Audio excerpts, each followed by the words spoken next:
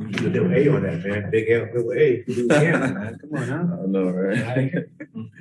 TJ, you came in at, I mean, it's an understatement to say you came in at a strange time for the team, and obviously a bit of a frantic time.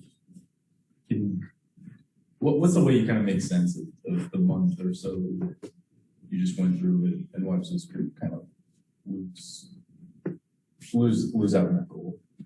Yeah, I mean, for me, coming in, I heard the noise before I got here. But my only job was to come here and try to help, and make the best of the situation, and try to fit in. And that's what I tried to do for the month that I was here. It's not a long time, so I didn't have a lot of time to really, do a whole lot. But while I was here, I was just trying to make the best of it, help the guys on and off the court, and just try to reach our goal. We came up short, but everybody was great. Everybody had a great attitude, and things like this happen. I know it's not normal for the Lakers organization, but I know from my experience, when I look back on this, I'm glad I made the decision to come here, no matter what happened. We've had some other guys, including Dwayne, including Kent, talk about just the frustration of watching things kind of turn a little bit and not being able to play the roles they imagined.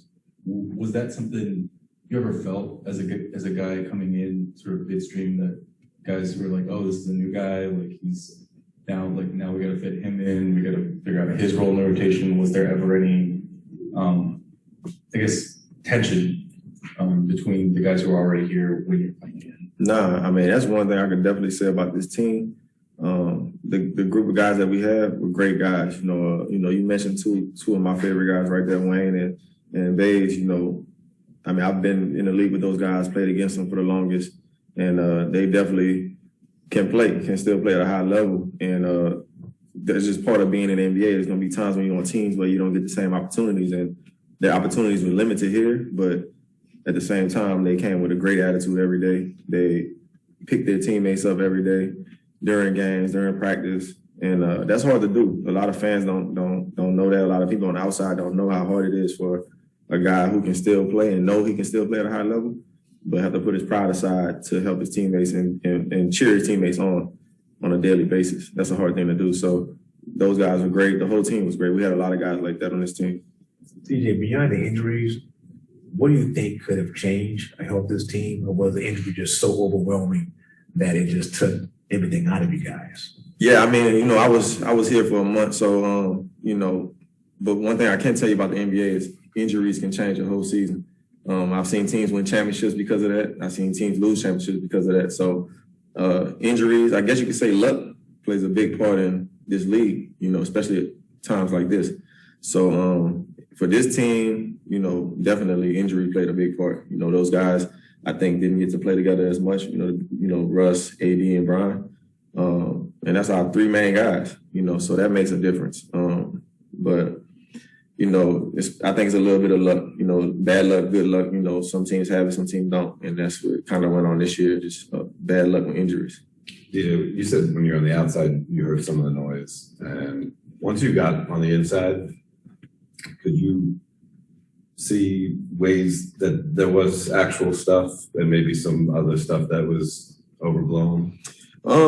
If it was, I'm gonna be honest with you, I didn't really notice or pay attention because I was trying to learn plays. I was trying to fit in. I was trying to get to know how to play with different people. So I was kind of just focused on doing what I could do to help the team in that short amount of time, which is hard. And so honestly, I didn't really even notice anything negative that was going on within the locker room or outside, once I was here.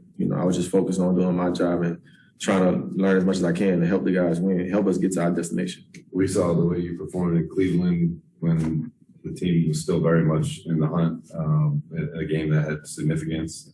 And we were also all aware that LeBron James was thriving with shooters around him. In your discussion with the front office, was there any discussion about what the future could look like? I mean, this is a business. I've been playing for 14 years in the league. I know how this goes. Hopefully we do have some type of conversation this summer.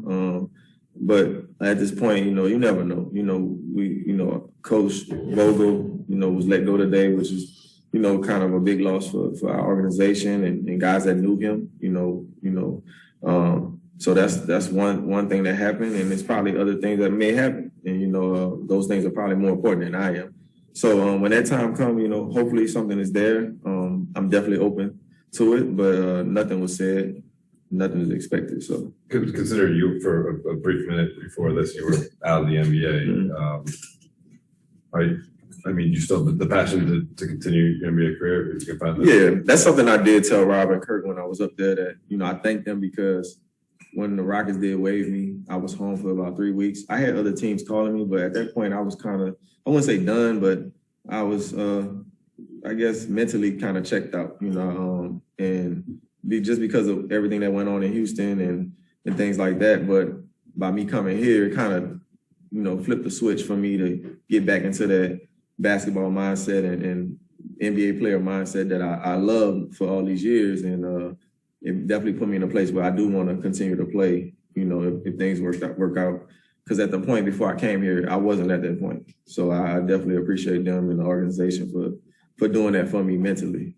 I think I asked you some version of this in the Cleveland game, but Russ was talking today about just struggling to find a comfort level. And I think when you came in, he might have been sort of at a low, and then he had some pretty good games that became, including that Cleveland game. What changed for him toward the end of the year, having been his teammate before and just kind of seeing what unfolded over the last month?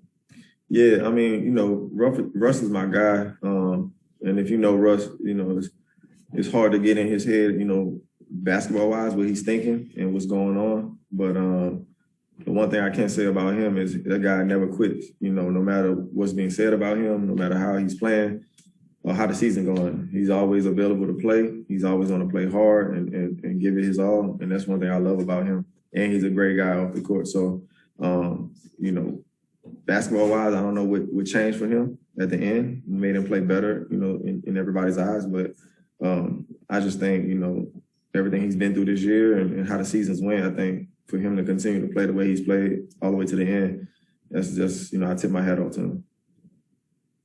All All right, no problem.